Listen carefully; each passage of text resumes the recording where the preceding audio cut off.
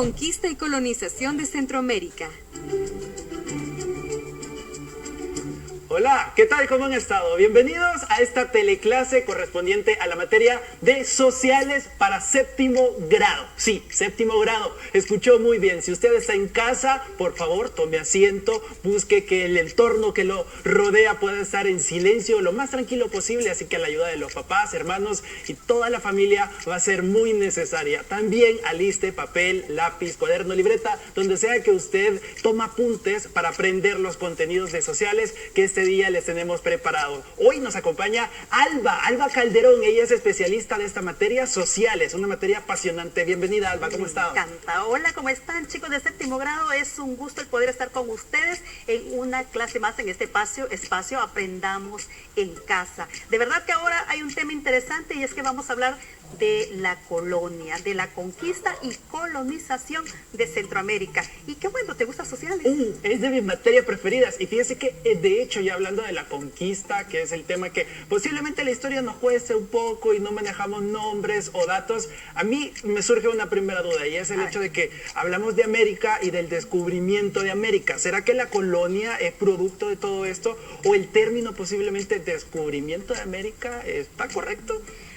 Es una interesante pregunta para poder comenzar este tema, y es que cuando hablamos de descubrimiento nos quedamos ahí un poquito en controversia, nos quedamos en un desfase porque se adjudica un término que de hecho la Academia de Historiadores de Latinoamérica, del Caribe, ha hablado mucho de eso, y es una invasión propiamente, ¿verdad? Una invasión que fue de otro continente a este continente y que en realidad pues nos ha dejado años, ¿verdad? Muchos años de retraso hasta el momento, en el sentido que hubo explotación, hubo saqueo, en fin, muchas cosas que a la larga vamos a conocer en este día qué pasó en ese momento. Ok, entonces lo primero que debemos anotar es que no es un descubrimiento, sino que es una invasión. Fue una invasión, correcto. Okay, ojo a ese dato, chicos. Y otra cosa que me llama la atención es que usted ha mencionado que sucedieron muchas cosas tras la llegada de extranjeros a tierras americanas. Así fue. ¿Cuáles son esas consecuencias que Bueno, vamos a comenzar recordando. En una de las guías anteriores se hizo mención de Mesoamérica. Y vamos a comenzar con la llegada de Cristóbal Colón, un navegante genovés. Se habla es de origen genovés, aunque hay otras versiones también, pero datan que es un navegante genovés. Entonces, cuando estamos hablando de Génova, de Cristóbal Colón, hace 4 viajes al continente. 4 viajes. 4 viajes, llega en 1492, luego regresa en 1493, luego 1498 y en 1502. Imagínate que muere en 1506 solo, pobre, y porque él había pedido el 10% de las ganancias de todo lo que descubriera. Había pedido también que se le diera el título de almirante y de virrey de estas tierras. Entonces, él llega a este lugar y no se da cuenta que había llegado a otro continente. Según él, estaba en las Indias Orientales, que es para donde él iba en ese momento, ¿verdad? Se buscaba una ruta más cercana para poder comerciar con Europa por esto de las especias. Se había la brújula, el astrolabio, que eran inventos que en ese momento también estaban dando más agilidad al transporte, había más movimiento. ¿Qué es el astrolabio? Es una especie de brújula que sirve como para monitorear en este momento los viajes marítimos. Ok, y eso, los viajes marítimos que fueron la clave, porque estamos hablando que Europa es un continente que está muy alejado de América y por eso este instrumento fue necesario. Correcto, eso es.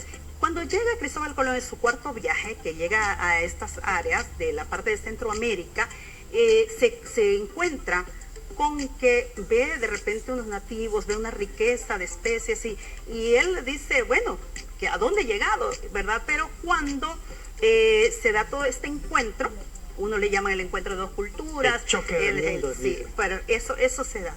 La cuestión es que empiezan a llegar otras exploraciones, ¿verdad? Andaban portugueses, holandeses, franceses, españoles. Era una serie de expediciones que andaban de un lado para el otro y llegan a este continente. Ese es el momento quizá como de la llegada, ¿verdad? Lo que generalmente los libros describen como el descubrimiento, que nosotros ahora le damos ese ese término, fue una invasión. O sea, ¿verdad? fue una invasión. En este punto también, ¿qué pasa después de la conquista? Porque posiblemente se fue todo un proceso, la llegada a ese territorio, descubrir lugares, diferentes personas.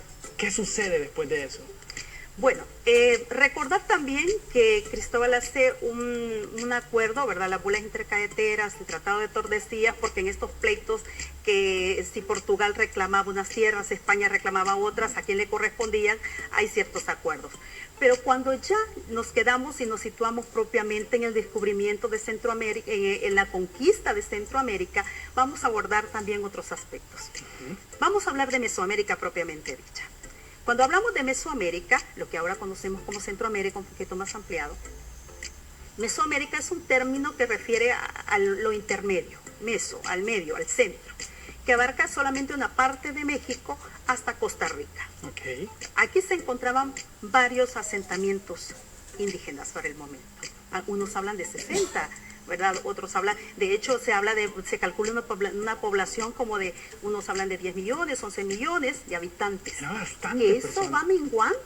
va menguando a la llegada de los españoles por múltiples razones, por todos las batallas intestinas que se dieron, por la población que empieza a menguar, por las pandemias. Hubo una pandemia ellos trajeron la viruela, el sarampión, y además toda una serie de enfermedades infectocontagiosas de transmisión sexual también.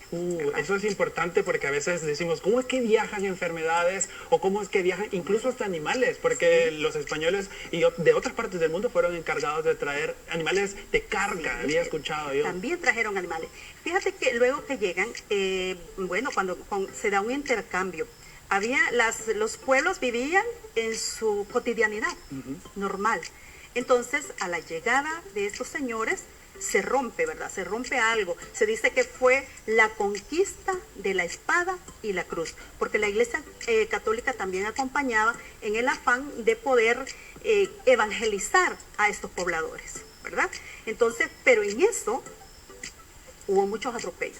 Y también en este punto se puede destacar que los conquistadores tenían una superioridad por el mismo hecho de lo que menciona, de algo religioso y de armas que eran muy diferentes a las que se tenían en esa región. Cuando se habla de la conquista de Centroamérica, vamos a recordar a Gil González Dávila. Gil González Dávila, que era enviado por Pedro Arias Dávila, llega y empieza en Panamá y empieza a avanzar por Costa Rica, por Nicaragua e incluso llega hasta Honduras. Tiene un cierto desacuerdo con Pedro de Alvarado, con Hernán Cortés, vamos a hablar después de eso, porque ya había llegado y después se le acusa de usurpador. Por el otro lado, por la parte de México, ya había llegado Hernán Cortés, ya había habido tremendas luchas en ese momento, pero Hernán Cortés, él es el encomienda a Pedro de Alvarado para que Pedro avance, llegue hasta Guatemala. Él venía con su hermano también y entra a El Salvador, propiamente dicho, en 1524. Para 1525 ya se estaba fundando la Vía San Salvador. O sea que la historia comenzó a agarrar su rumbo en el país y ya se fue conociendo un poco sobre cómo iba a ser la evolución social ya de lo que ahora nosotros conocemos como nuestro país, El Salvador. Pero qué importante es manejar estos nombres, porque tanto Gil Dávila, Pedro de Alvarado y todos esos nombres posiblemente los venimos escuchando y sabemos de ellos, pero es importante conocerlos y tener claro el panorama para saber en qué momento jugaron ese papel crucial. Correcto, y no solamente ellos, habían muchas otras personas que andaban en lo mismo. Tú mencionaste hace un momento la parte de la superioridad militar, y es que efectivamente cuando llegan estas tropas militares venían en caballos, traían espadas, traían todos sus fusiles, ¿verdad? Y los indígenas estaban solamente con sus flechas, sus arcos, sus lanzas. Había una superioridad militar por parte de los españoles. Y eso pudo haber sido muy, muy determinante, ¿verdad? A la hora del choque cultural y del tratamiento ahí de todo lo que sucedió. Por supuesto. Había este encuentro que se da Por ejemplo, los españoles aprovecharon muy bien el momento, estando en México, por ejemplo, ellos se hacen amigos de los tlaxcaltecas, que eran enemigos mortales de los aztecas, y van bajando, incluso tú debes de haber escuchado a la Malinche o Malintzine, Sí. que es la traductora que ellos tenían, que era parte de los indígenas.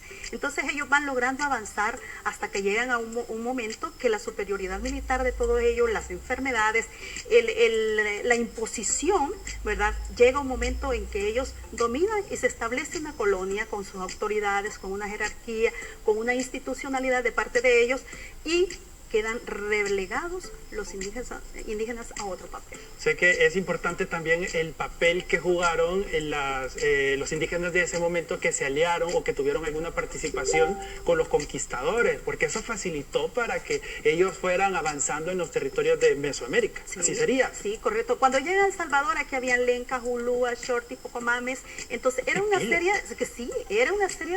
de habitantes, de grupos que habían, pero en algunos casos, en el área de Mesoamérica, algunos eran como poblaciones un poco más débiles, vamos a llamarles así, un poco con una... Menos desarrollada. Con menos desarrollada y con una capacidad de defensa diferente.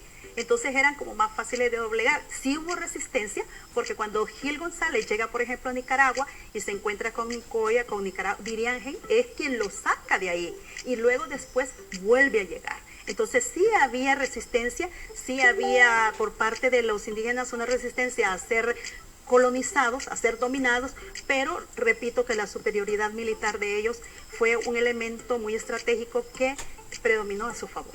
Miren, chicos, yo quiero que pongan mucha atención en ese momento, porque lo que están viendo ahorita, Aprendamos en Casa, esa franja que está dedicada a todos los estudiantes, y de hecho también quiero saludar a todas las personas que se unen en los medios digitales, porque todo El Salvador está aprendiendo ahora junto con nosotros y con ustedes, los y gracias especialistas. A este espacio. Sí, y ahora que hiciéramos una conclusión, como un resumen de todo lo que hemos hablado. Comenzamos con un término que es bien clave. Muy bien. Primero vamos a decir, no fue un descubrimiento, fue una invasión. ¿Qué tal? Llegas a tu casa, llegas a la casa de alguien y dice, aquí me gusta, aquí me quedo. Eso sucedió. Entonces, es una invasión. En segundo lugar, también es de poder determinar que todo lo que se lleva al llegar acá y se establece la colonia, todo lo que sacan de acá enriquece a Europa. Ellos llevan plantaciones, llevan animales, al igual que España también o Europa trae hacia acá, pero se llevan papa, cacao, llevan también tabaco, una serie de cultivos y de animales que también allá van a favorecer al continente europeo. Sí, y una diferencia también en la cuestión militar, que fue muy determinante para el avance en esa conquista. Esa superioridad que hace doblegar rápidamente las tribus. Ellos, algunos describen, los historiadores o los cronistas, que andaban con su protección de algodón, de plumas, y era muy pesada. Cuando ellos caían les costaba levantarse.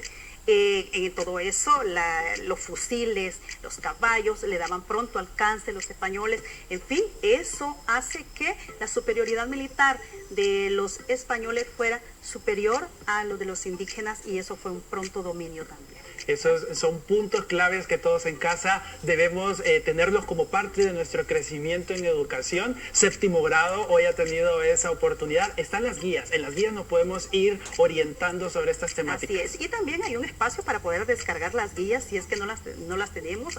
Su maestro se las está enviando a casa. Hay diferentes medios por los cuales se ha establecido la comunicación y hay cómo poder obtenerlas. Muy bien. Alba Calderón, especialista en la materia de sociales, muchísimas gracias. Hoy sí nos ha quedado muy claro esta temática de séptimo grado. Bueno, se nos hace corto el tiempo. Chicos y chicas, yo espero que ustedes estén siempre pendientes de su espacio Aprendamos en Casa. Es sumamente importante para garantizar la continuidad educativa. Nos vemos a la próxima. Nos vemos.